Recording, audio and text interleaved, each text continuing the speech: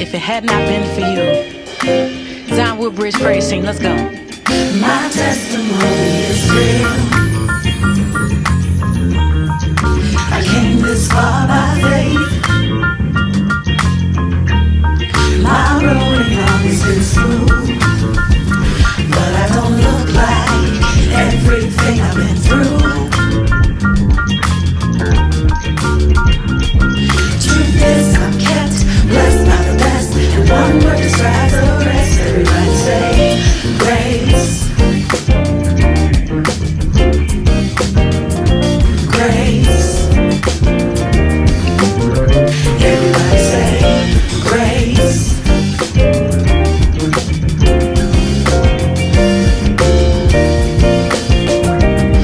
By faith, my future is bright. He's brought me from a mighty long way. I walk by faith in my sight.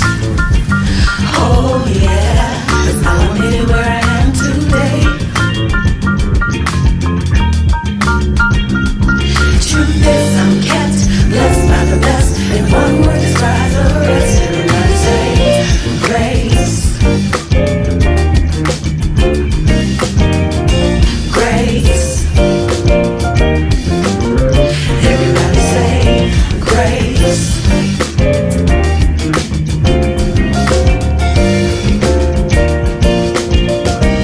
I don't deserve it. I'm talking about me.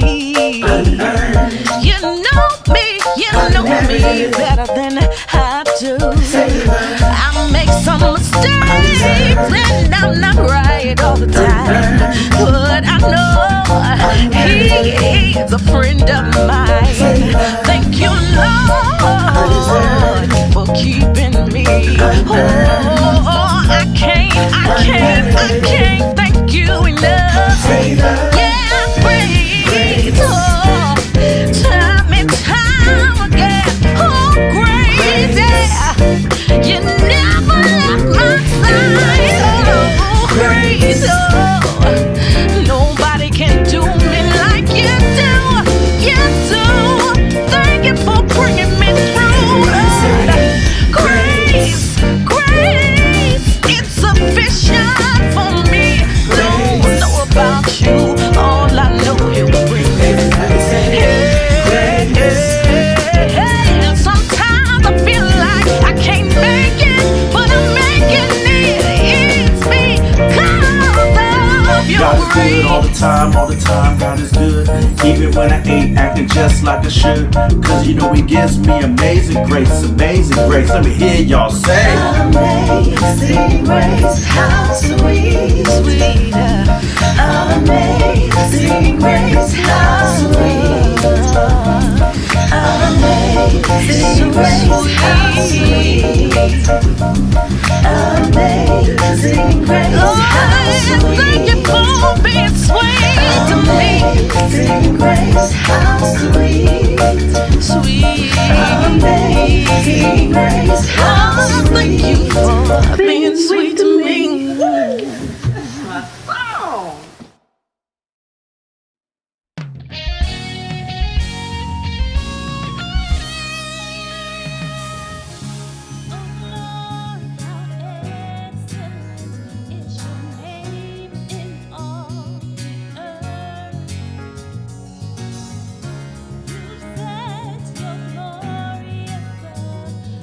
Heavens and the earth.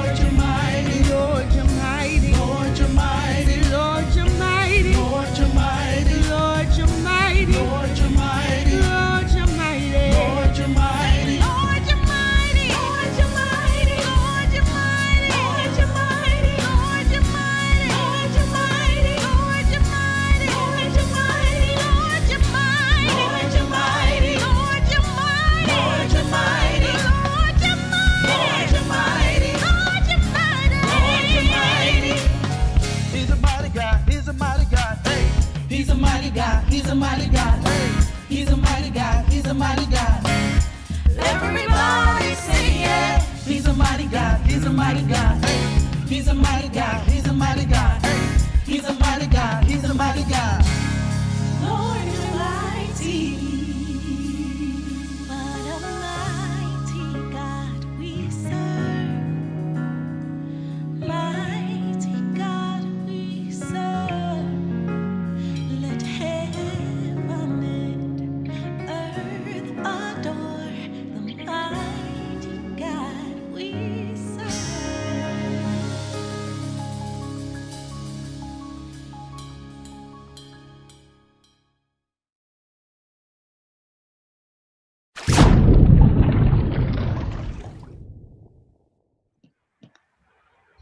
Good evening, everybody. Welcome back for another edition of Tuesday Night Dive. My name is Jason Jones. I'm the lead pastor here at Zion Church Woodbridge. It's my honor to welcome you, and I'm so glad you're here tonight. We're going to do something special. As you know, last week we had a special conversation with some friends of mine, just about kind of how the year is going, and as we go, as we look forward to 2021, what that kind of looks like for us. And tonight we're going to, reflect on Christmas and the Christmas holiday. And so in order to help me do that, I've got some special friends with me. So let me do this. Let me have them say hello and introduce themselves. And then I will kind of tell you what we're going to do tonight and give you some other information, and we'll jump right in. So why don't we, ladies first. So Andrea. Hey y'all, I'm excited to be here. Andrea, coming from Extreme, hanging out with the grown folks tonight instead of the babies. Woohoo! Hanging out with the grown folks tonight. That's good. That's good. And John, why don't you say hello to everybody? Hello, everybody. Is that your Love Talking Slow Jams voice? What are we doing? What are we doing now? Listen, I can't help it. My voice changes from time to time. Gotta lay it on for them. No, good evening, everybody. John hanging out with you guys from the Remnant. Also glad to be with the old folks today versus the youngins, because now I don't feel old. I feel young. See, I call them grown folks. You call them old folks. Ooh. I've been hanging with the teenagers too much. My bad, y'all. The teenagers, but you know what? To teenagers, and I realize this now that I'm old, I am old to teenagers. Like, I'm like ancient to teenagers. Like, wow, people actually get that old. Right, So, you're not one of them. I'm definitely not one of them anymore. And that seems so strange. It was just yesterday. I was a youth. Yesterday? Yes, maybe the day before yesterday. So, and since my tall brother is in the building, I'll let him introduce himself. What's up, y'all? What is up, y'all? Glad to be with y'all again on another week of Dive Bible Study. I am happy to be with the young and the old folk. I guess I'll be one of those old folks, but excited to be here tonight with y'all. So what up? What up, what up, what up? So listen, a couple of quick things I do want to tell you about. I really hope that everybody had an opportunity to check out our experiences over the last couple of weeks. Shout out our senior pastor, the general himself, Keith A. Battle. His vision and heart for doing something special for people during the holiday season. I do want you to know, and if you were with us Sunday, I said this then, and I'll say it again. Your generosity as a church allows us to do so much to be a blessing to people. And I mean all year long, like without going into an insane amount of detail. Like, we do benevolence all year long where we help people close the gap on financial issues and pay bills and pay rent and all kinds of stuff. We consistently, we've got a team that serves our local shelters, doing that kind of thing and providing meals and showing love. We're doing outreach and, serving our schools and that kind of thing and trying to partner however we can. So we're, I thank God that, that the vision, part of the vision of our church is that we are a contributor to the community, not just a consumer. I know, I know there can be a stigma around church, right? New church comes and sets up shop in your neighborhood, and the only thing that we want is for you to just show up and come give you money, and that's not our heart. Of course we want people to come be a part of what we're doing, but it's because we want people to experience the love and the gospel of Jesus Christ, and because we believe we're called to serve and be a blessing to the Woodbridge community. And the same is true at Zion Greenbelt. The same is true at Zion Landover. The same is true at Zion Fort Washington. The same is true at Zion Anywhere. And that's something that's, just really important to us. So it's an honor to be able to do that.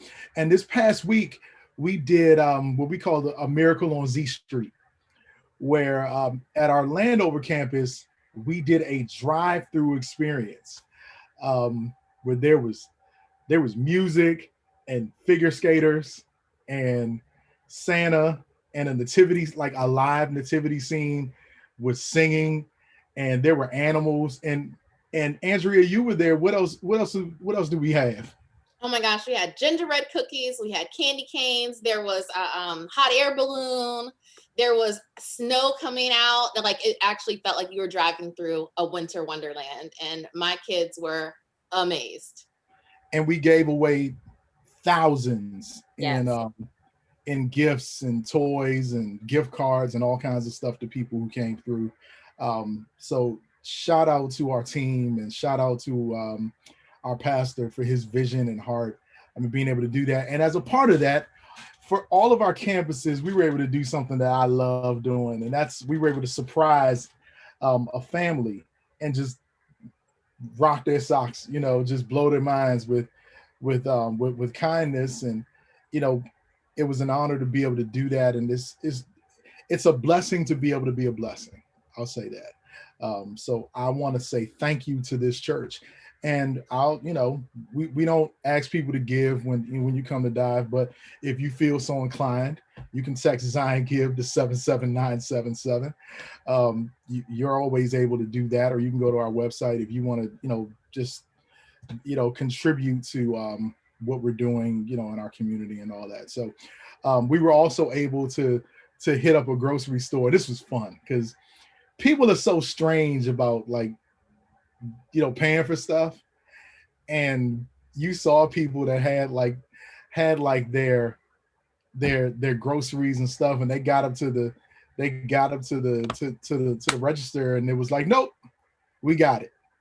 And people were just blown away, man. So we were able to do that at a Food Lion on Route 1 in Woodbridge. And again, just another opportunity to show some love, and just to tell people, look, God hasn't forgotten you, and it's a beautiful thing to be able to do that in this holiday season. And our charge is for all of us, right, is to do whatever you can to inject a little kindness into the world. Show a little love to somebody, pass it on. We're all blessed to be a blessing, and it's an honor to be a part of a church that does that. So with that said, make sure you go to our website, go to our Facebook page. All those videos are there. You should check all that stuff out. Miracle, Cedric said the Miracle on Z Block. What are we in, the pen? Come on, man. Z Block. That's wild. I think I'm gonna keep that. That's gonna be next year. We should do that next year. We should do that for our prison ministry. Miracle on Z Block. That'll be dope. But in all seriousness, let's get to it. The other thing I want to tell you about is our New Year's Eve service. For all ages. And let's do this. You know what? Let's do it at the end. I'll have you guys do it at the end, because Andrea Extreme is doing something great. John, Remnant, and Off Script are doing something great for our students, and there's something cool for the adults. So I want to make sure we share that with everybody. So at the end, you guys jump on in and tell everybody about how they can get connected with those experiences. So we'll save that for the end so people don't forget it. So let me do this. Let me pray, and we'll jump in. Lord, we love you. We thank you for this day. We thank you for an opportunity to gather And we thank you for technology that lets us connect with people all over the world. So, Lord, would you bless our time as we just chop it up and have some fun and have a great conversation tonight. And I pray that you be glorified and honored in Jesus' name. Amen. So tonight, we're just gonna have a little conversation and just talk. You know, this is my family, these are my folks, and you know, we're just gonna talk about Christmas and what we're thinking about for New Year and all that. So let me start with this. Let me just go around. So for 2020, how was your 2020 Christmas? And what was your favorite memory from Christmas this past year? I had a great Christmas. Well, first of all, I love Christmas. It's my favorite holiday. But seeing the excitement and joy through the eyes of my children is always just super exciting. Like everything is just fun for them and magical. It's part of like why I like going to Disney World, is just seeing the magic through the eyes of a child. It was Elizabeth's first Christmas, so that was fun. But probably the best thing that happened was my mom gave me an awesome Christmas gift. Well, two awesome Christmas gifts, actually. So shout out to my mom. Normally we go to the movies on Christmas in our pajamas. It's like our tradition. And with COVID, we have not been to the movies, which is very unusual for our family. But my mom rented out the movie theaters so that all her grandkids and her kids could go to the movies during COVID. And it was so much fun. It was, like I said, our normal tradition, but it was super special that she made it happen for us. And the second gift she got us was a Peloton. So shout out to my mom, because she's just killing the game. I strive to be like her one day. The brand beans balling out. Peloton gang in the building. Right. And we got Gracie like the little baby Peloton thing, which is amazing. It has burned only a small portion of her energy, but we're working on it. I love it. Look, you know, your mother, you know, I know you got siblings and stuff, but if your mother just wants to, you know, adopt somebody, I like movies. And, you know, when I tried to get a theater, they didn't call me back. So I don't know how she pulled it off, but she did. And we had so much fun. And it was nice because Bianca and I both have babies. So we didn't have to worry about keeping the babies quiet because we were in there all to ourselves. It was very awesome. Such a thoughtful gift. I love it. That's great. That is incredible. Fellas, how about you guys? How was Christmas, and what was your favorite memory from Christmas this year? How do you even follow that up? I don't know. Yeah, man. Like, she set the bar real high. Andrea, you just jump right in there and just lay that on the people. For us, right, I would say Christmas every year is always amazing. Like Andrea said, when you get to see the eyes of your kids light up, but then also, like, you know, with Nah seeing her eyes light up when she got her iRobot. So that was an amazing experience. And it's always a fond memory, like just to see the smiles on their faces when you can actually get them the stuff that they want. So I'm just grateful that God has put me, as well as us, in an opportunity to be able to give. Because like Pastor Battle taught on this past weekend, it's better to give than receive. And you really see the joy of being able to take care of those that are close to you. So side note, if y'all haven't been on my Facebook page, my son had a awesome Christmas, which included a drone. Again, if you haven't been on my Facebook page, he shot his drone up into the tree. And so if y'all know anybody, definitely shoot me some recommendations, because we still trying to get his drone down out of this tree. But all the way up until that point, like, Christmas was amazing. Like, literally that, it was amazing. So I always just remember the faces of, you know, my family when they wake up and they see the things that they wanted and being able to give them that is just amazing for me. You know what? Maybe we could. Where's Darnell Peterson? Maybe we can connect with the lake, like the Woodbridge Fire Department or something. We just need a ladder. We need somebody to get there and get that drone, man. Right, exactly. The good thing is it's out of sight, out of mind. Like, he got his buddy over here tonight, so he's like, all right, we can turn up and I'll get to that drone later. But I'm sure it's gonna come back to mind when he look at that remote and be like, what happened, Dad? Like, you can't get that down for me? Dad, where's my drone? Right. Let him climb the tree.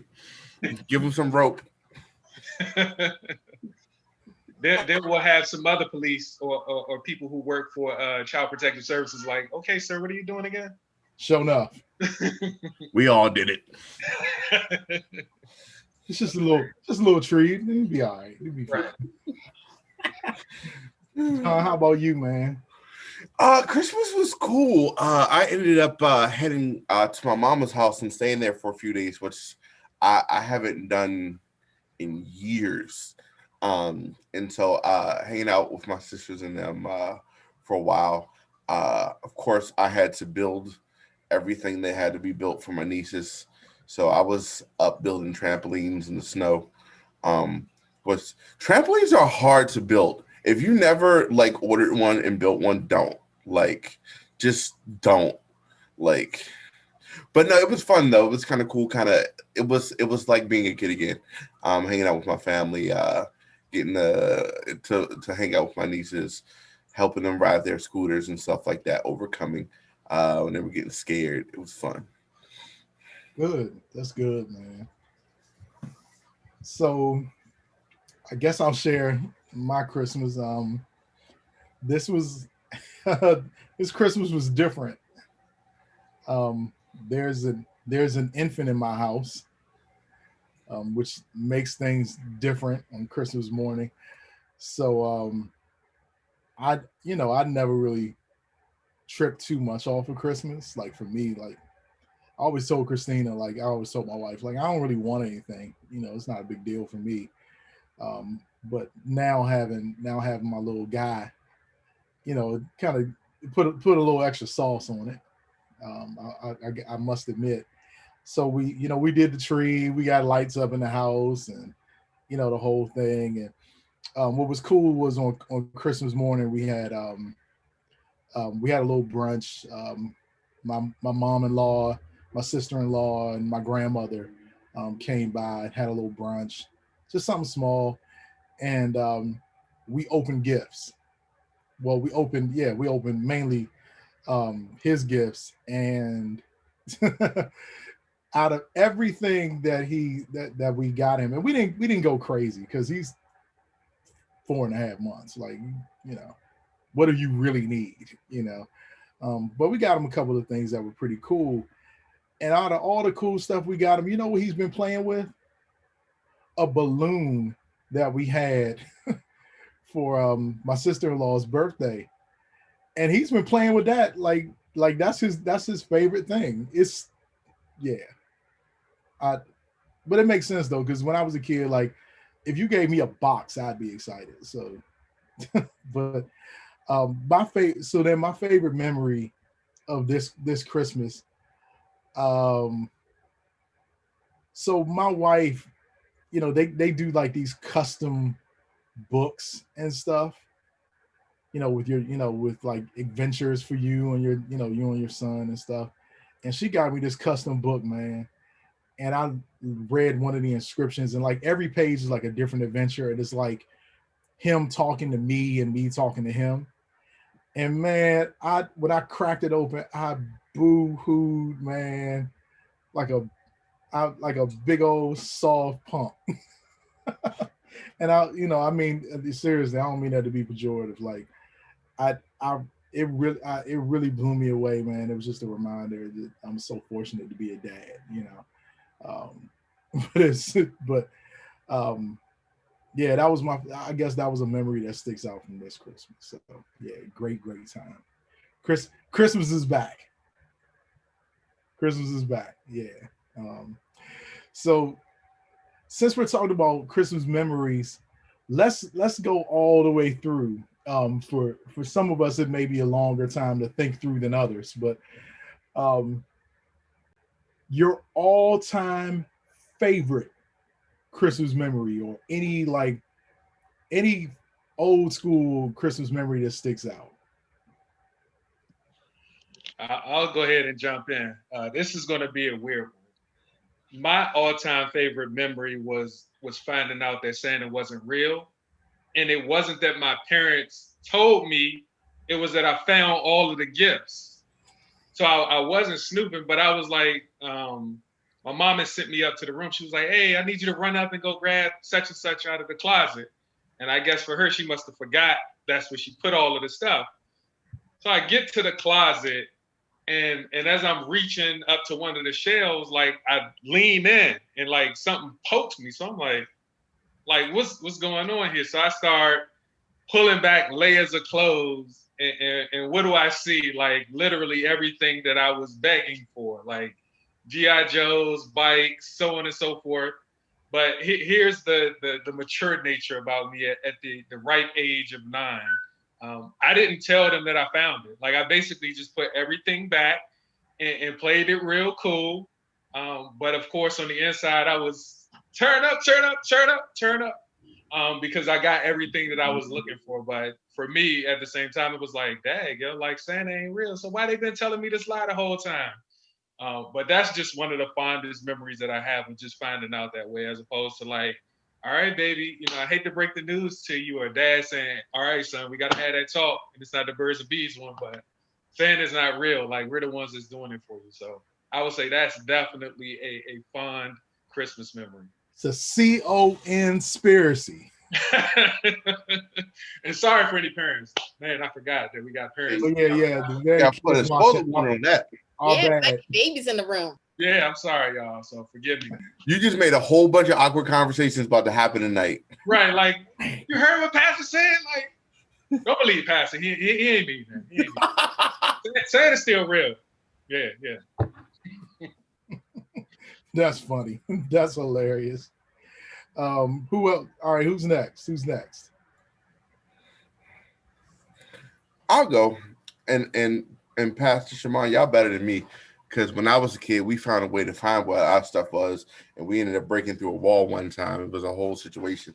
But no, I think for me, my favorite memories was like back when we used to get those like crazy snows before global warming ruined it at Christmas, and you could go outside after you open up your presents and you get the sleds and stuff, and you would just have that massive snowball fight. And I grew up in a neighborhood where there was a bunch of other kids, so we would build like walls on our side of the street, and then you get your stockpiles, and there was like 500 of us growing up, so we would have our little army, and we would build igloos and stuff, and we would have this whole like it'd be World War II outside with snow, and it would be the car snow was always the best snow to get the snowballs off of. It was a whole thing.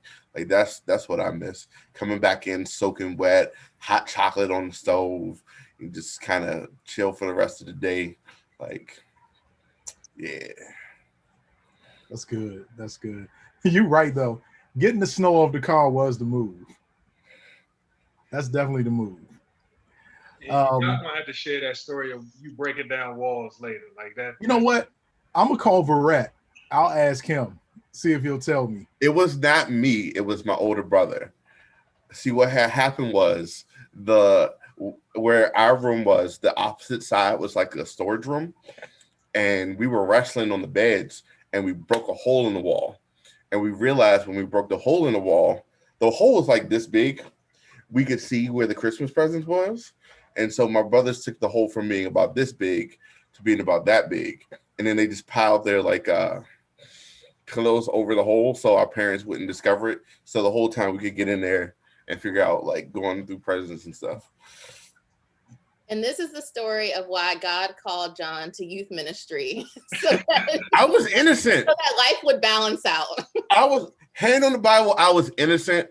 I was the young one in this. This was my older brother and cousin. They were in the foolishness. I was just there. That's all I'm gonna say. Next time I see your dad, I'm gonna ask him about it. He will back me up. Anybody else? Unlike the fellows in the room, I don't have any stories of being a terror or discovering something I wasn't supposed to. I would imagine that you wouldn't, especially because your mother's in the chat room. Right, exactly. I don't have any stories like that ever. No, my favorite Christmas memory, or probably most memorable Christmas gift, was the year that my mom got us cell phones.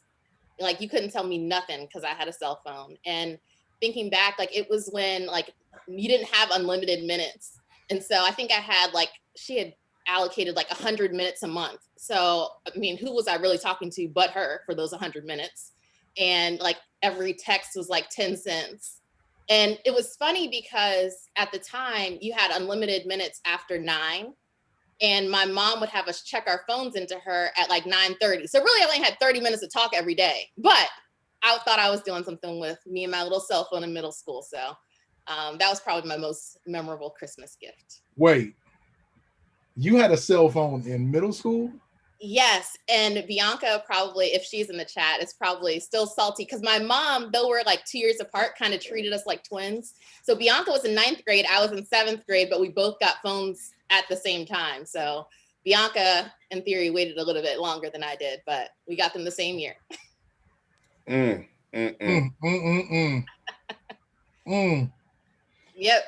7th grade, I had a cell phone, and like I said, those, I don't know, 10 text messages a month in 100 minutes. Some real conversations happening then. I remember when I first got a cell phone, and I think I had 30 minutes. Yep. And I didn't realize that.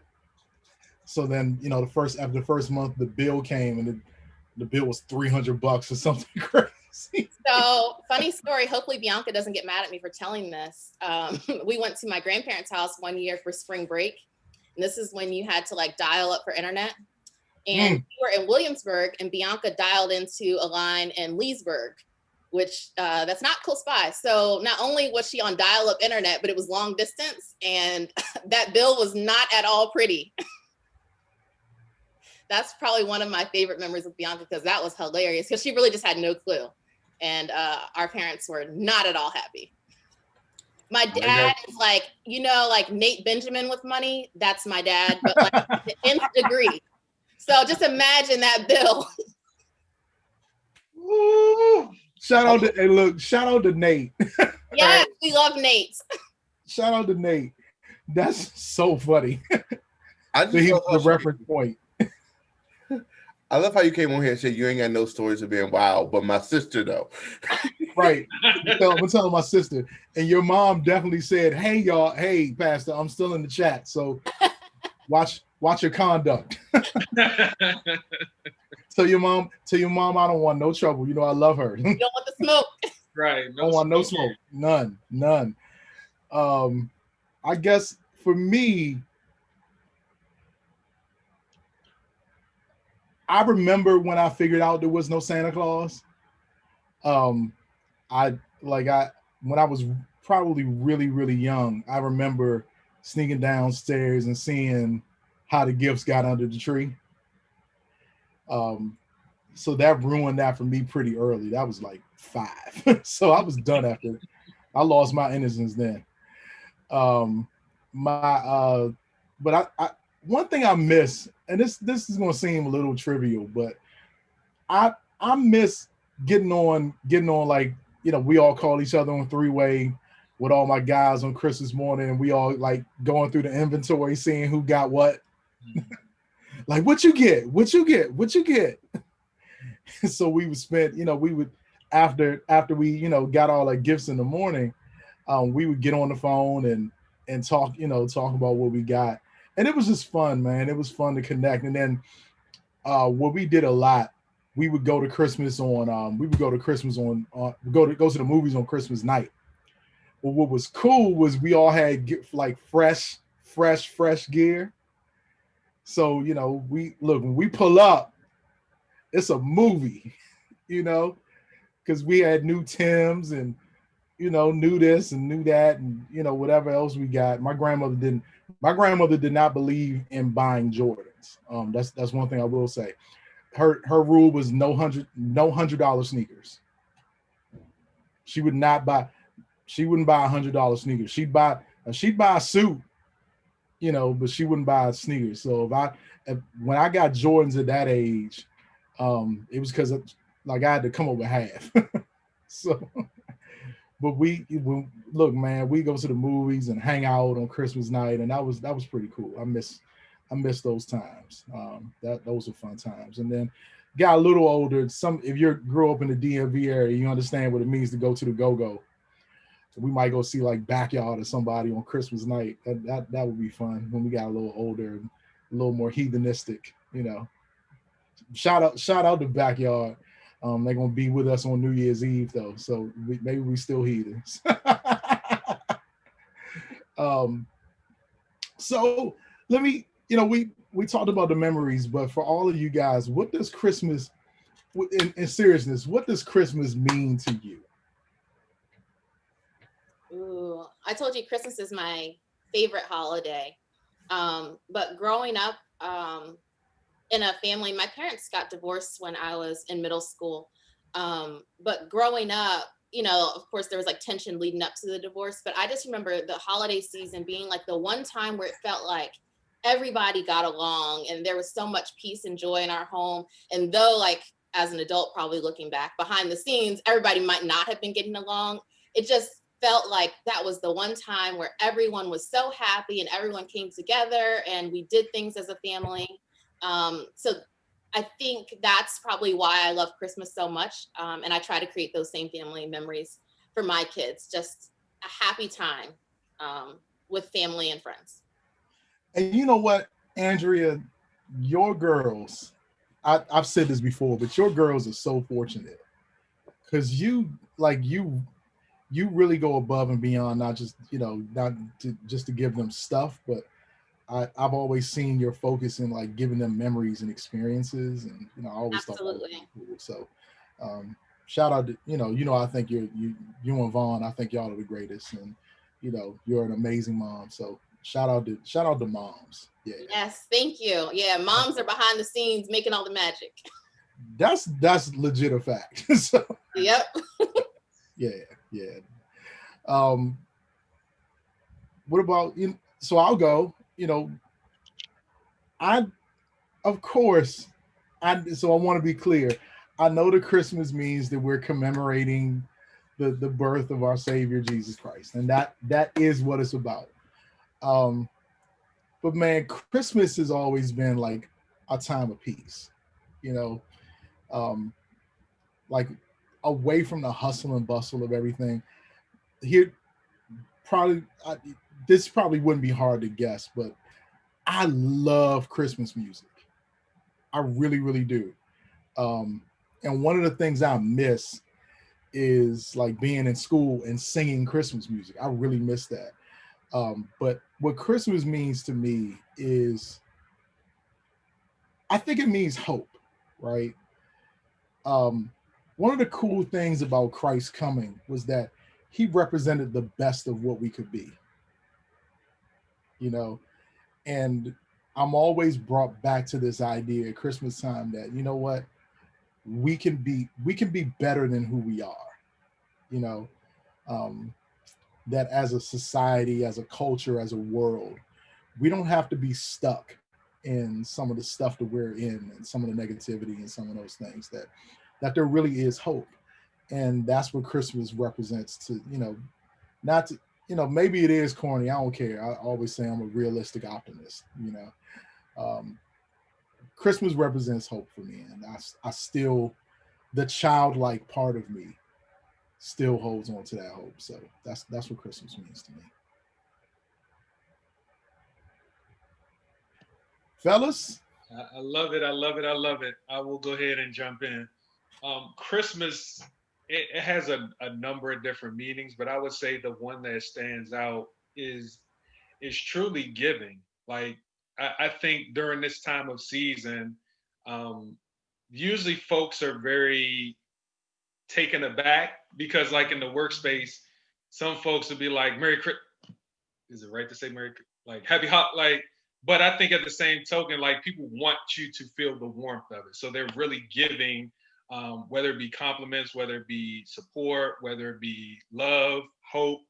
I think during this time, you really do see the best of people, and people are readily willing to give. And you can just read through a number of different timelines of how people continue to bless others. Like, even folks who might not be in the best position to do it are looking out to give to someone else. And so when I think about Christmas, I always think about the opportunities that we have to give.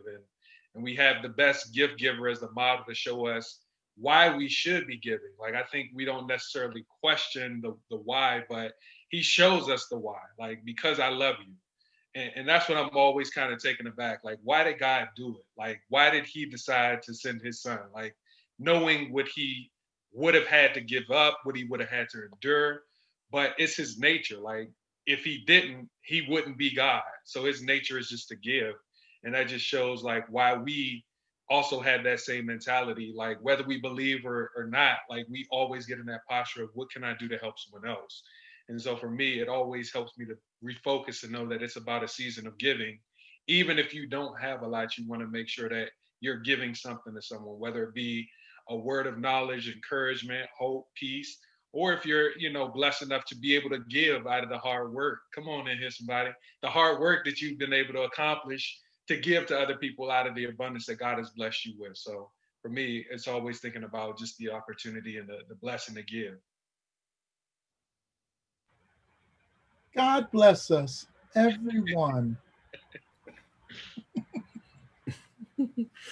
Pastor Jason, I'm glad you said it, because I was just like, I feel like we're supposed to say something real spiritual right now since it's dive and all, but honestly, I think there's a joy and innocence to the season that I always appreciate. Just like that image of like walking through like the shopping center with like the hat and the scarf on and the coffee and watching, the kids in the windows at the stores and people with the gifts and like, working in schools, seeing the kids cutting out their little snowflakes and coloring in their little pictures and doing all that stuff. There's just this purity to it all where it's just like the world seems brighter for just that couple weeks right around Christmas where people just aren't their normal like self-focused selves, and you see people greet you more in the stores, and there's a different vibe that people give off in this time of the year, and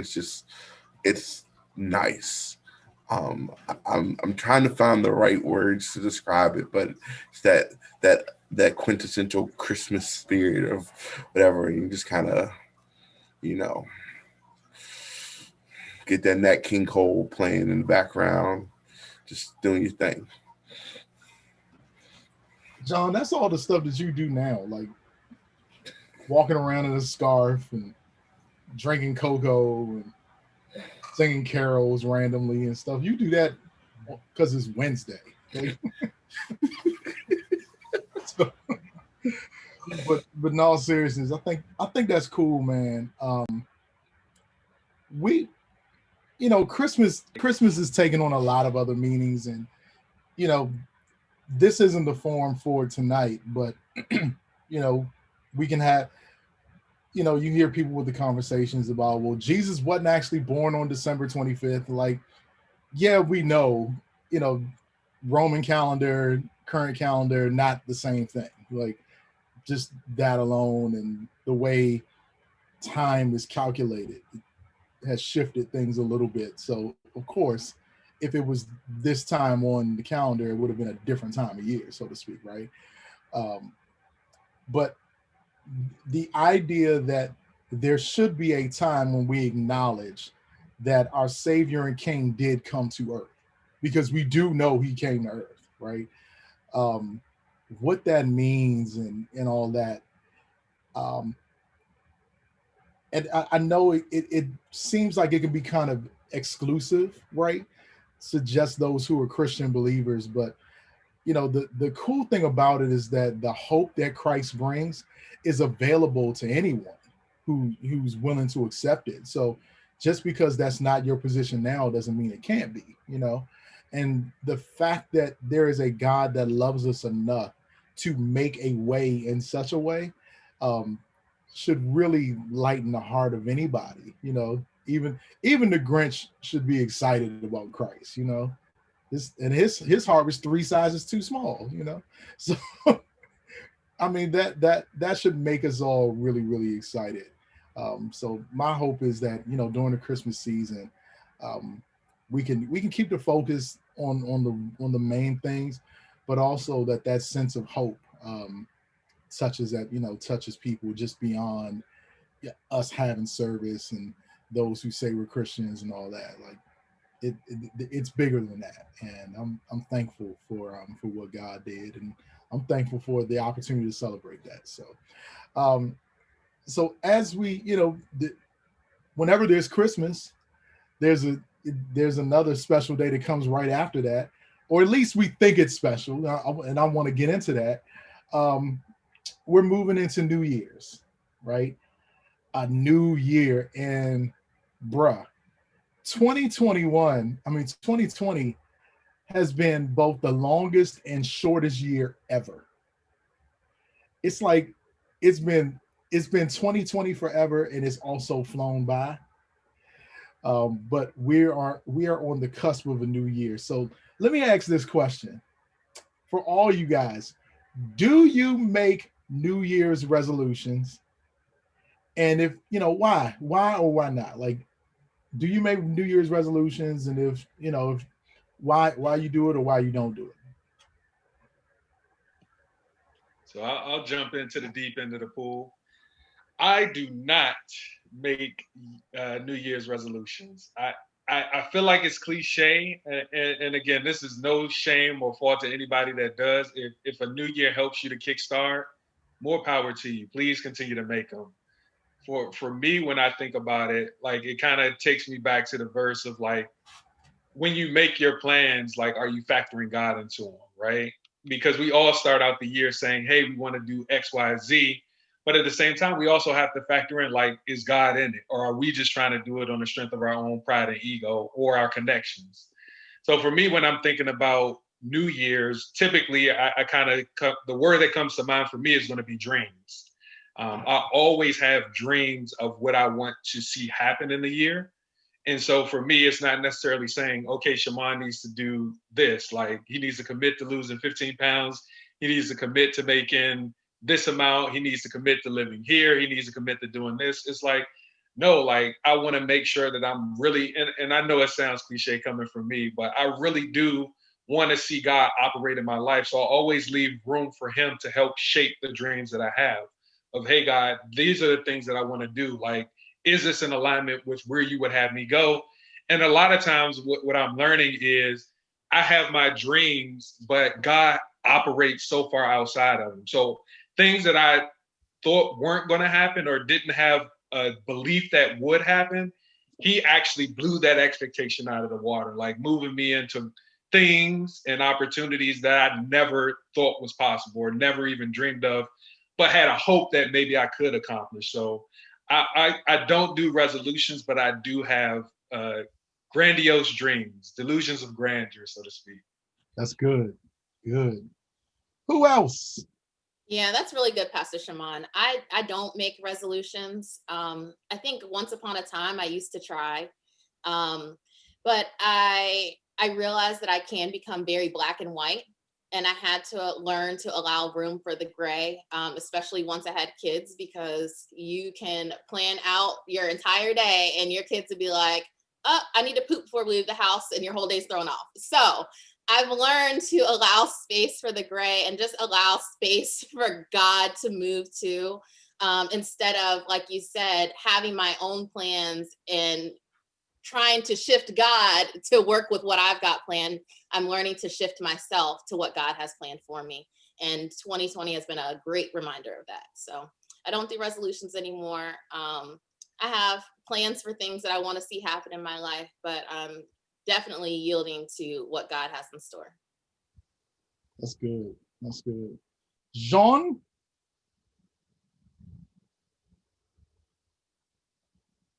There would be one.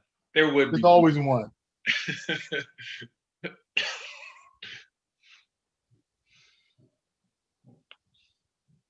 John, you're on mute, buddy. How did I get muted halfway through my statement? You were muted the whole statement, John. Oh, wow. Say it all again. Well, I said I'm going to be the maverick here, which is why I thought I wasn't muted, because y'all's response was perfect. I do still make resolutions, but they tend to be things that are not what you're supposed to make resolutions about. They tend to be more intangible things. So, like, this year, one of the things I'm really focusing on is just making sure I take better care of my own personal mental health, and putting myself in better positions to focus on those things. So they're not necessarily like, oh, I'm going to be here, do this thing where it would be necessarily in competition with something that God would necessarily have planned, but more in concert with general growth and maturity kind of things. That's good. That's good. Yeah, I'm kind of somewhere in the middle. I have goals. They're not so much resolutions because I don't believe anything magical happens at midnight. And there are things that I want to get done in 2021 that I already started.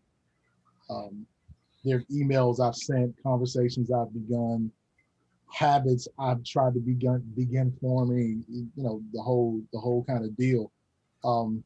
Proverbs 19:21 says, many of the plans in a man's heart, but God's purpose will prevail. Right? And I think more than anything else, Shamon, I love what you said, man. I really believe that what we've got to learn how to do is to tap in, there's that term again, tap in, to tap into what God's trying to get accomplished in our life, And I think the way we do that is through relationship, It's kind of hard it's hard to collaborate with a stranger, And as we grow in relationship with the Lord, and I've seen this in my own life, right? Because I'm a plan guy, and I've done it my whole life, and I've watched God laugh at my plans and give me something better. Even now, here's the thing though, even when the initial kind of part of the path may seem like, oh, this is going off the rails, what I end up getting is always better, right? So I've learned, kind of as you said, man, to make plans but leave room for God. And I found that as I grow in my relationship with the Lord and as I grow in my intimacy, that I make better plans, right? Because ultimately, when we think about how God perfects us as we grow through the process of sanctification through the Holy Spirit, right? That what God does, one of the great benefits is that God upgrades our decision making. That we make better decisions, we make better choices. And because I've grown in a way where my heart, my desire are better aligned with God, not that it's perfect, right? But as I learn how to better align my heart with God's, I found that I want stuff that He wants. So it's easier for Him to download stuff into my life because I'm already hooked up, if that makes any sense, right? It's what I believe is part of the anatomy of favor. It starts with relationship and obedience. And the better I get at that, the more accurately I can plan and strategically align my life with what God's trying to get accomplished in a given season. And it's a constant process. We do it until the Lord takes us home. But with that said, I've learned that I have goals, like this stuff that I want to have happen. And I believe in write the vision, make it plain, right? Write it down. I don't even think, you even heard some people say that there's something wrong with vision boards because it's manifesting and all. Like, no, if that's what you want, then listen, there are proven studies that people who write goals down have a better chance of achieving them than people who don't, right? Write it down, put it somewhere you see it, so that you're dead, like as you work, as you move, as you do your thing, that you work in a way that moves you towards what you want. But don't expect God to circumvent your effort. Well, I want to lose weight, and you don't do anything that helps you lose weight and expect God to do lipo, right? You know what I'm saying? And I'm being facetious, but in all seriousness, man, I've just learned that I try to make plans, especially now, Andrea, like you said, man, this little dude has shown up and changed everything. And stuff that I thought I wanted, I don't even care about anymore. Like there's stuff I planned on doing, and I'm like, man, I don't care about that at all. Let me sit here so my man can just drool on me. Like, you know, I'm thankful for that, but I'm also, because I'm ambitious, because I'm a little crazy, there's stuff I want, but I've just learned that there's stuff in my life that's too important for me to tie it to a date. You know, like, yeah, I got to really at midnight, 12:01, I got to get to work. Watch, even in the middle of a pandemic, watch how packed all the gyms are going to be, like January 1, and they'll all be empty by like the end of the month. And then they'll pick up around Valentine's Day because people trying to get chose. But then they'll be empty again. Then they'll really be empty because nobody's going anywhere for spring break. Nobody's going on any, there's no vacations, and there's no, you know, slick girl spring and hot girl summer. Like all that's a wrap. So I'm sorry, I'm not being pastoral right now, but my point is just that, you know what, if there's something worth doing, I think Lisa Peterson said it in the chat. If it's worth doing, it's worth doing. So don't waste that time. Don't waste a day that the Lord's given you. You know what I'm saying? So yeah. So speaking of those New Year's resolutions, can you share one? Is there one that, you know, if you have something or a goal or a plan or something that you don't mind sharing with people? What are you looking for in 2021? What's something you want to do? Something you want to see? John, I know you shared one, but anybody want to share something that they're trying to do in 21? Ooh, oh gosh. I wonder, like, do I want to share it on a public forum? Because then I'm going to be held accountable, right? Yep. I feel like there's some things that God has been calling me to for a few years now that I've been avoiding. And I think that this will be the year that I just decide, you know what, I'm going to go all in with it and not avoid it. So my resolution or my plan for this year is to fully yield to the things that he's already made abundantly clear to me. I'm going to leave you alone and not ask you to elaborate on that because you and God know. But yeah, good. I have a feeling God probably already told you to and was like, be on her. So, because Pastor Eric's mentioned it to me a few times too. So, we'll talk. Yeah, definitely. But I'm excited. And I'm very excited about where God's taking me. And I think this is going to be the year that I just decide to, like I said, fully yield to it. Yep. Anybody else? I'll add in. I actually have two. One is very similar to Andrea's, honestly, which is weird, but it's being in a posture where I do the uncomfortable and inconvenient things that God calls me to do. Because there are situations and circumstances where he's just like, I need you to do this. And I'll be like, can I have somebody else do it? Or I say, can I do it this way? And so for me, I really want to start to yield when he says, do the both, not only uncomfortable, but something that's inconvenient. Because there's truly a blessing on the other side of that. So that's similar to what Andrew said. The other thing is, just for a family, like I want us all to really kind of grow into knowing him better. And so for me, I'm always looking at ways where I can, you know, not only speak to Naj, my wife, obviously, but also to the kids in a way that resonates with them. Because I want them to be able to have their own vibrant relationship with Christ. Like I feel like my legacy would be tarnished if I left this earth and my kids didn't have an ounce of passion for the things of God. So I really want to try to deposit in them to say, you know what, it really does kind of take all of that to please him and live in that way. So I really want to be intentional this year about making sure that I'm depositing something in them that creates that spark that turns into a fire where they also have that passion and want to do the things that God has called them to do in whichever way that he's shaping and framing them to do it. So those are the two things that I'm looking at this upcoming year. So it's funny you said that. James 1:22 says, don't merely listen to the word and deceive yourselves. Do what it says, right?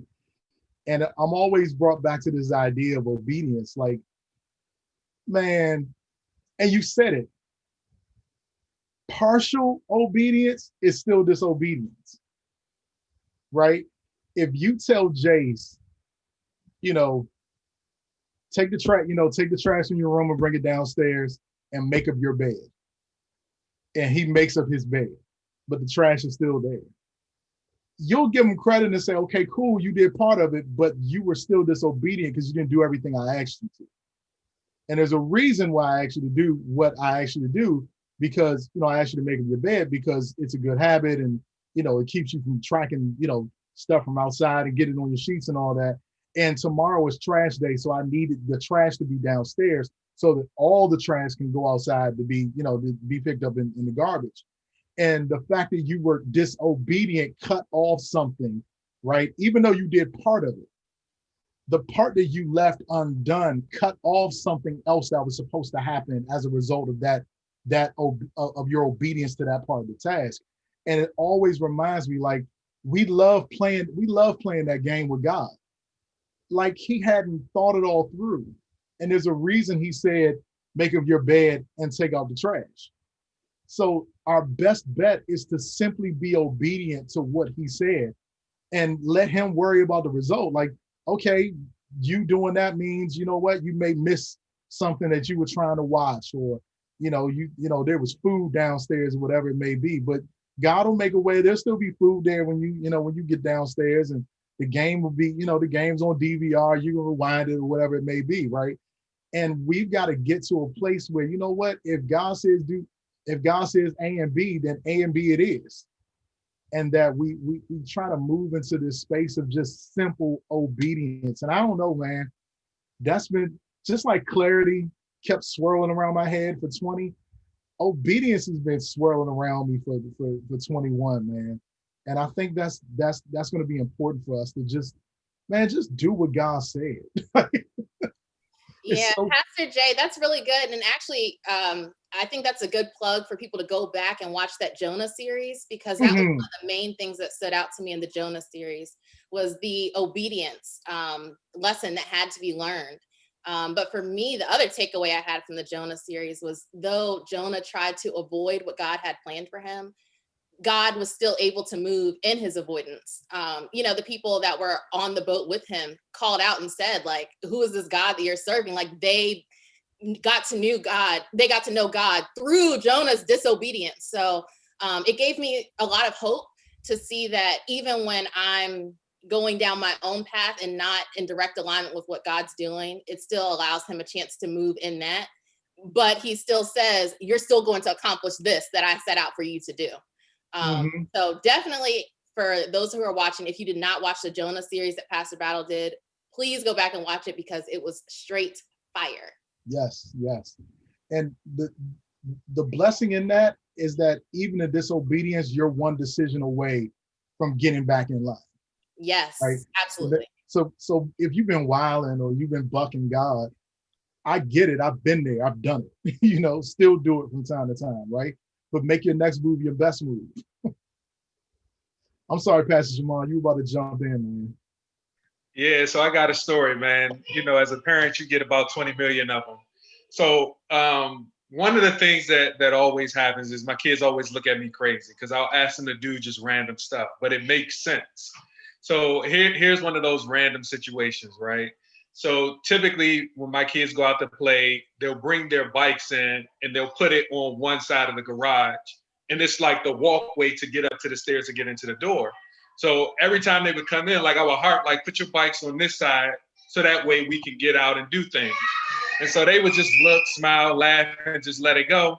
And so basically what I did was I had my daughter, I was like, you probably think Dad is crazy when he always asks you to put your bike out, right? And so what I did was I was like, here's the reason why I asked you to do it. Like for the next 2 days, I want you to clean up your room, and when you're doing it, take the trash out. And so what she did was she would clean up her room, she'd take the trash out, and I'd be like, all right, cool. And so one day I was like, all right, not only do I need you to take the trash out, but I need you to put it outside, like where it typically goes. So what she ended up doing is like she left her bike in a place where I told her not to put it. And what it did was it created an obstacle. So she was so frustrated that she couldn't get the trash out to where she needed. She was like, Dad, like I need your help. And I was like, this is why you think I'm crazy. Like I tell you to do certain things, not only because it doesn't make sense to you, but it's so that you can move out of the way of obstacles. So that way you can get quickly to where you're supposed to go. So for her, I was like, the reason why I'm trying to help you is one, I want you to trust that what I'm telling you isn't crazy. Like I want to build relationship with you. I'm not going to put you in harm's way. But two, it's also to help you understand that I want to help move obstacles out of your way so that way you can move throughout this life freely.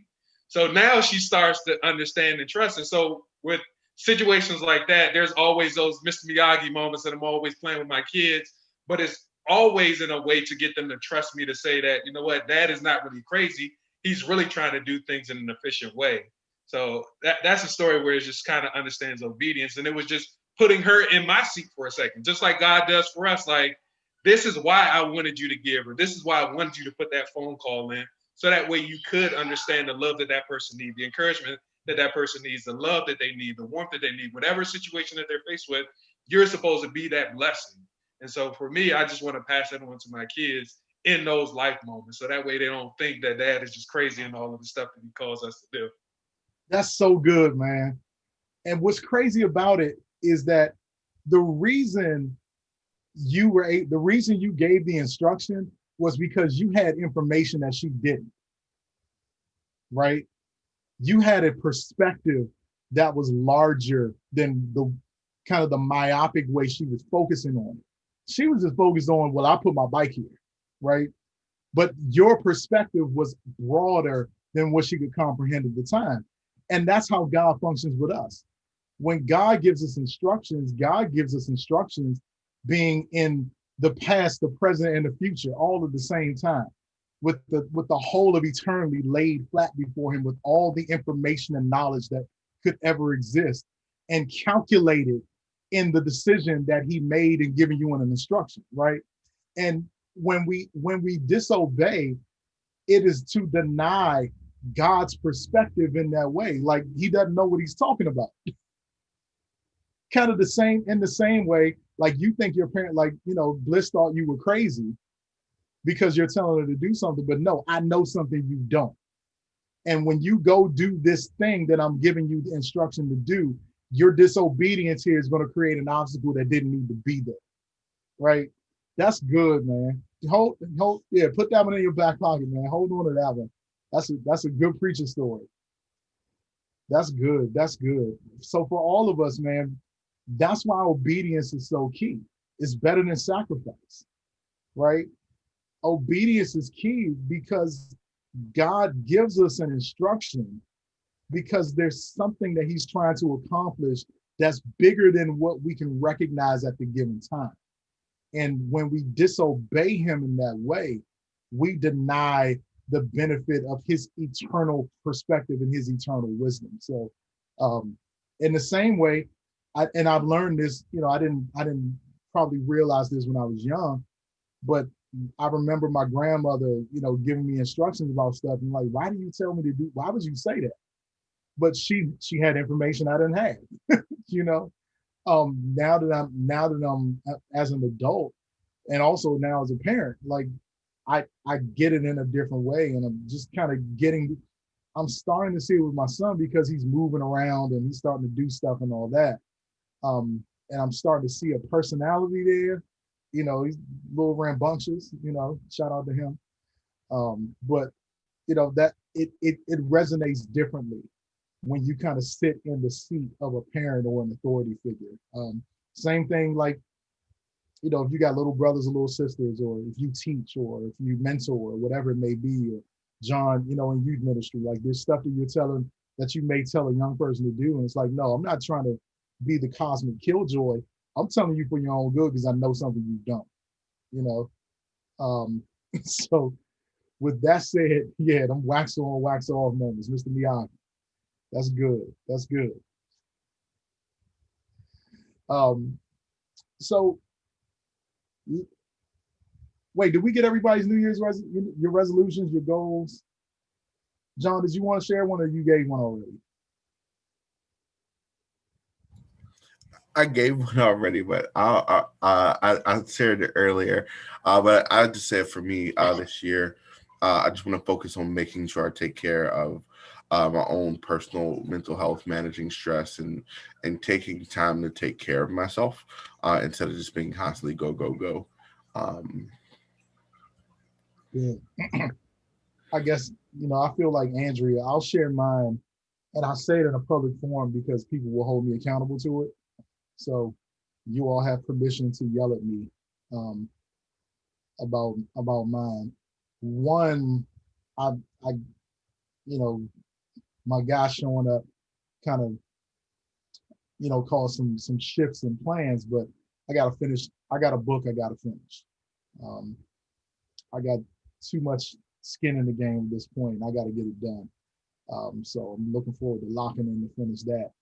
And then two, being diligent about, being more diligent about taking care of myself. And John, kind of akin to what you said, mentally, emotionally, and physically, because ministry is taxing and I don't turn off well. So doing better, trying to do better at that and figuring out how to do better at taking time off. But also, man, I gotta, just like Andrea now, I got a bike downstairs that I've been on for the last couple of days. So I'm trying to make good use of it. And if you haven't seen me on it for a while, like when I was going to when pre-COVID, when I was going to the gym, I would post accountability pictures. And it wasn't for vanity because I wasn't trying to show y'all nothing. I'm old and married. Don't nobody want me. But it was legitimately for the sake of accountability, because if somebody didn't see one for a couple of days, I would get DMs like, yo, what's up? You know what I'm saying? So just creating that system of accountability so that people can hold you to it. So those are two things that all y'all who know me, feel free to hold me to it, because I'm, no dad bods, it's a father figure. See, I even got corny dad jokes now. I'm all the way, Shimon, I'm all the way in. I love it. I love it. In there. You are in there. I'm in there. So look, as we close, and then I want, guys, if you guys have a couple of questions you want to fire off, I know we're gonna take a little time tonight. If you guys have questions, go ahead and drop those in the chat. We're gonna take a couple of questions in a moment, but briefly, guys, for folks who are nervous about 2021, right? Because there are a lot of people that are anxious about what 2021 will bring and what's going to happen. And is this vaccine going to work? And, when is it going to get to me? And should I even take it? Because, Black people and vaccines in this country, that history is a little shaky. Some of the other, there's some well-found misgivings about those things, not to try to sway anyone one way or another, but that's a tension that exists. What's going to happen financially? What's going to happen with my family? What's going to happen with my church? What's going to happen with my job? Like, what's going on? For people who are nervous about what 2021 may bring, do you have any perspective or any advice for them? Or anything you'd like to share with them? It could just be me too, dog, but I mean, I know it sounds corny, but what comes to mind is the song, He's Got the Whole World in His Hands. I've just seen God do so many amazing things in my life and carry me through so many rough seasons. I just feel like it's only up from here. Like, that's all I got. I just don't feel like it can get any worse. So I'm excited for 2021. So for anyone who's worried, just take some time over the next few days to reflect over where God has brought you from, the things that he's brought you through, and just trust that the same God that was yesterday is today and tomorrow. He ain't changing no time soon. I would say, remember whose you are. I think a lot of times we get so caught up in factors that are beyond our relationship with Christ, that are beyond our identity in Christ, that we really start to trip ourselves up. Yes, we're not meant to be spiritual and stupid, but at the same time, like, we have to remember that the Bible ensures us that all things work together for the good of those who love God and are called according to his purposes. And when we keep those things in mind, yeah, we're still going to be nervous. Yeah, you're still going to have fears. Yeah, you should still have legitimate questions. And yeah, we still need to listen to science. But we have to make sure that we don't limit God and what he's doing. At the end of the day, God is going to have his way. And whether or not that's our way is usually the question that leads to nervousness, because one way or the other, God is in control. And sometimes he steers the boat in a direction we don't like. But we have to trust that he knows what he's doing as our captain.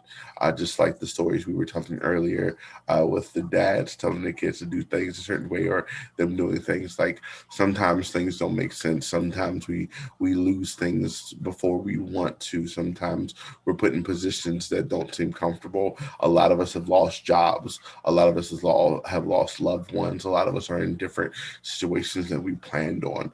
But at the end of the day, we serve a all-powerful God that really, at the end of the day, if you truly believe, controls things. But I will say, on the other hand, to some of my lovely spiritual folks out there, don't be spiritual and stupid, and don't put the Lord to the test, as Jesus said, because there's some people out there wilding out saying, I'm covered by the blood, when you really need to be covered by mask. Amen. Preach beige, man. Yes, he just preached a whole word. Go ahead, Preach Andy. beige, man. That's a quote. We need to put that on the t-shirt. Don't be spiritual and stupid. Man. Covered by both the blood and a mask. So the old saints would say, you're so heavenly minded that you know earthly good. Facts. That's good, man. Yeah. Good. I'm a steal from both Andrea and John. For anybody who's watching, and this is taken literally from Pastor Battle, you answer your why or how question with who. In 2021, there's probably a lot of things that you're nervous about. There's probably a lot of things that you have planned or things that you want to accomplish. Just realize that God has created you for connection. Whether that be with him first and foremost, which we've already talked about several times, but I want to bring it to the forefront again. Like, this is an opportunity for you to get connected in a deeper and meaningful way, not to try to find, again, identity, your purpose, or your community in the people, but truly find it in him first and foremost. And then two, he'll be able to direct your steps to make sure that you get to the right who's to answer the questions or the dilemmas that you're faced with. So if you're sitting there like, what am I going to do? Why is this happening? Really turn your focus to God and ask him to reveal to you what he needs you to do in that season. And then reach out to those relationships that you forged, or the ones that he wants you to connect with. There's people around you that are well equipped, have been through the trials, the turmoils, the setbacks, the fallbacks, people who've written books, or people who've gotten healthy, who might have been out of shape, or people who might have wanted to start their business. Like, there are people around you that God has put in your life that he just wants you to do that uncomfortable thing, that inconvenient thing, and send that text or send that email or put that phone call in, so that way you can ignite your own thing of whatever God has called you to do. So just know that if you get to a situation or a point where you're like, I don't know what to do, just know that that's a who question. And 9 times out of 10, it should start with God. And then he'll reveal to you who you need to talk to after that. And done. Answer your what with your who. That's good. Yeah, and I can tell you, that's such a true fact. One of the things I've done, and now your bride is an author. I'm trying to become one. But one of the things I've definitely done is connected with people who've written books. Like, how did you do it? And what did you do after the book was done? And, all that kind of stuff. Like, how did you finish? And I'm thankful for the people in my life that, you know, I've asked Nas questions like, how did you do certain things? Um, that's definitely a fact, man. So thank you for sharing that.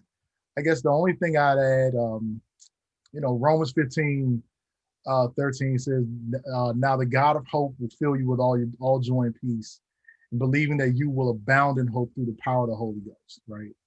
Um, there's a God of hope that'll fill you with joy and peace so that you abound in hope through the power of the Holy Spirit, right? There's hope available for us. Like it, the first thing I would say to anyone who's nervous about 2021 is that because, and I want to deal with this briefly, because God is still on the throne, there is still hope, right? And I want to be clear about that because I know we say God is still on the throne almost in this insulting, passive way where, you know, God's on the throne and everything's going to be fine. But no, God's on the throne. So God is intimately connected and interested in the details of our lives and the affairs that, you know, of what's going on around us. So it is not carte blanche to just do and treat whatever you know, people however we want, because, you know, don't worry about it, God's still on the throne. No, you should be concerned because God's still on the throne, and you would do well to watch your conduct because God is still on the throne and he's still in charge, right? He's not an absentee landlord. You know what I'm saying? So that's the first thing. But because he is present, there is hope. And in him and in learning him and knowing him and trusting him, there's hope. And hope does not mean there is never despair. It's just hope in the face of despair, that we don't have to wallow in despair. We don't have to stay in despair. I've been depressed, right? And the thing about being depressed that I've learned is that when I'm depressed, I recognize that there's still hope available. So I don't have to stay in depression. You know what I'm saying? So I think that's the first thing. And the second thing I'd say is like, look, if you wake up on January 1 and the Lord grants you another day, it's because there's something he wants to accomplish in you, right? And no matter what comes, God is still at work, you know? And I really mean that, because when we have these conversations and we have these hope-filled conversations, what I don't want to do is in any way mitigate people's suffering, because people are having a hard time. People are losing homes, people are losing jobs, businesses are shutting down, people are in dire straits. Like that's a real thing. But God is still at work in you. And what is it that you're supposed to do? And I want to push people tonight, because we think, you know what? God has blessed me. I can give somebody a fish sandwich. Well, maybe God has blessed you so that you can teach somebody how to fish. Maybe God's blessed you so that your gift of fishing builds a business so that people who can fish, that you've taught how to fish, can earn a living wage, you know, under the umbrella of your fishery. You know what I'm saying? Like, let's expand our view of what God can accomplish through us. One thing that I love, Elevation Church has this saying with their volunteers, Pastor Stephen Furtick, that I've always loved is, let's see, it's something to the effect of see what God can do through you.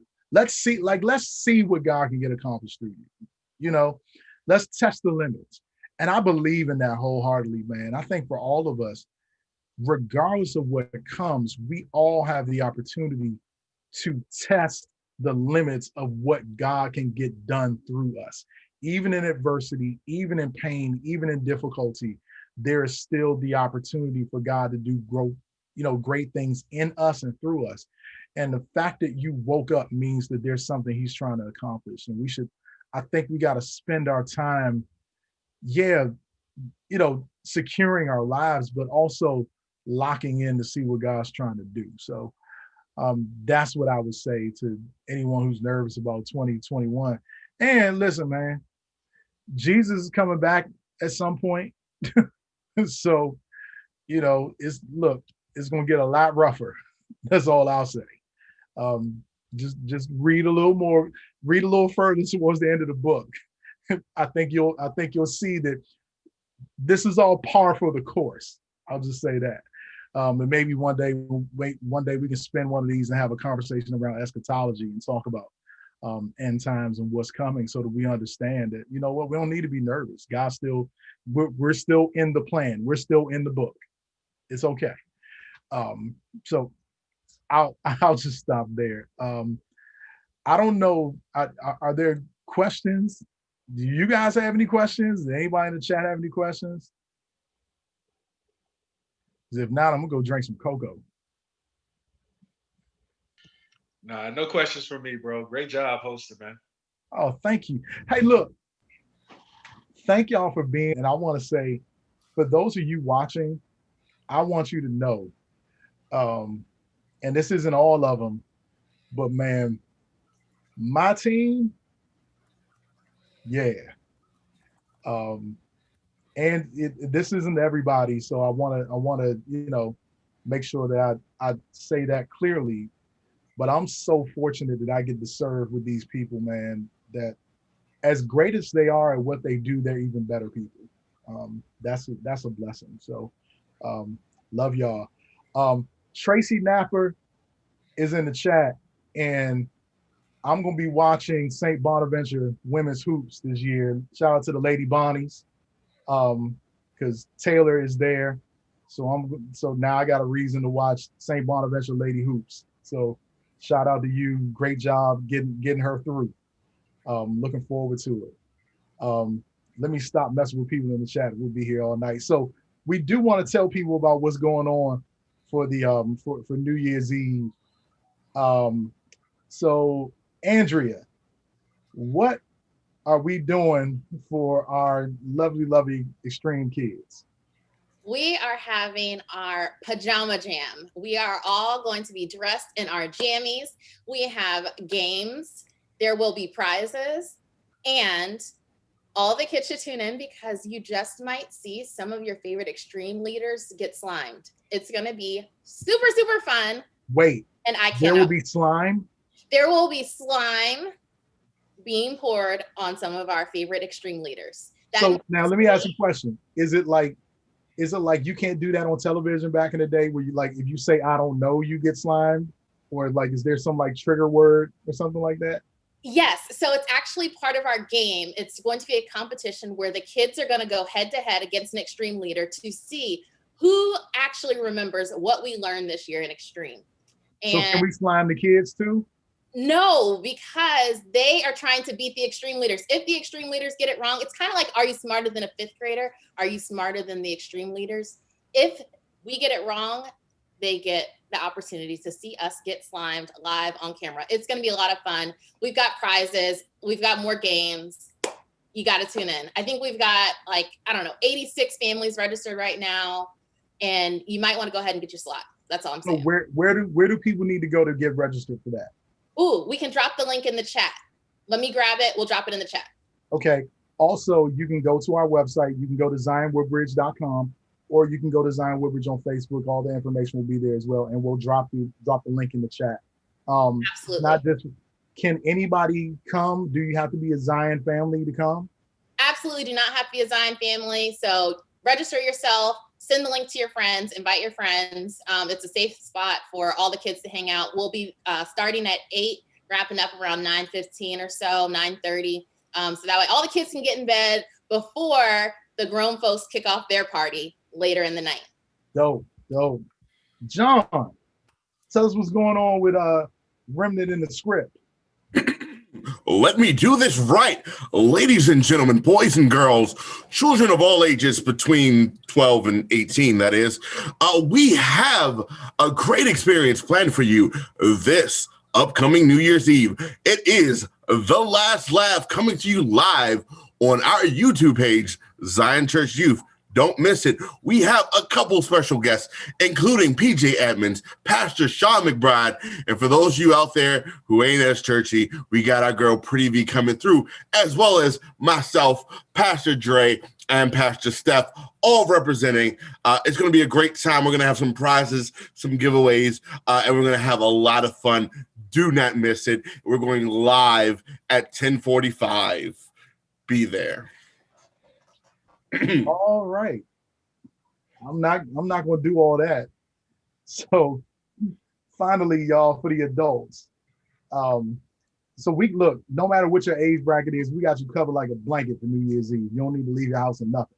But you should get dressed up. I think I'm gonna put on a tux and like socks and just be in the house, you know, with my apple, you know, with my sparkling cider turning up. But we've got a special experience called The Last Laugh. You can tune in at zionchurch.org/NYE. Flyer is on all of our pages, Instagram, Facebook, website, all that. Listen, our very own senior pastor, Keith A. Battle, special experience with him. He's going to be doing some Q&A and some other things. It's going to be fun. We got games and some stuff that should be pretty fun. You know, you may learn something about some of your favorite Zion folks. We also have the incredible Kiara Sheard. She's going to be in the building. We have my man, the legendary Ty Tribbett is going to be in the building. And super comedian Kason Wilson is going to be hosting, and it's going to be all the chain. But we got a special treat for you. After midnight, we're going to tap your evening off with a special after party with our very own DC's own backyard band, Big G and the boys, and the crew are going to be coming through. So you want to tune in, invite all your friends. Listen, it's going to be a New Year's Eve that you will not forget. And since we can't go out, you know, since we can't go out and do what we normally would do, we're going to turn up at home. So we want to see you couch surf and all that stuff. I'm going to stand on my couch at home and act like I'm at the club and all that. I'm sorry, John, you don't know that about me, but it's going to be a great experience.